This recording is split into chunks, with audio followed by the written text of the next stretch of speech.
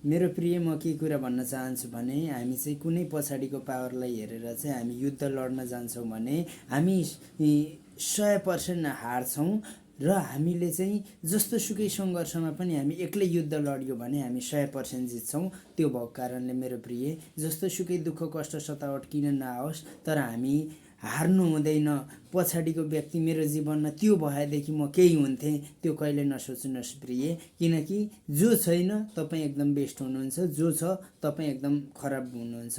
किनकि हामी केही सफलता प्राप्त गर्नको लागि सङ्घर्ष गर्नुपर्छ, युद्ध लड्नुपर्छ। जब युद्ध लडेपछि हाम्रो जीवनमा चाहिँ असल कुराहरू चाहिँ फल्न थालेपछि दुनियाँले देख्छन्। जब नफलुन्जेलसम्म केही कुरा देख्दैनन्। फलाउनको लागि हामी युद्ध लड्नुपर्छ। युद्ध लड्नको लागि हामी एक्लै तैनाथ भएर चाहिँ एक्लै अघि बढ्नुपर्छ। एक्लै बढेपछि प्रभुले त्यो ठाउँबाट उचाल्नुहुन्छ। आमेन।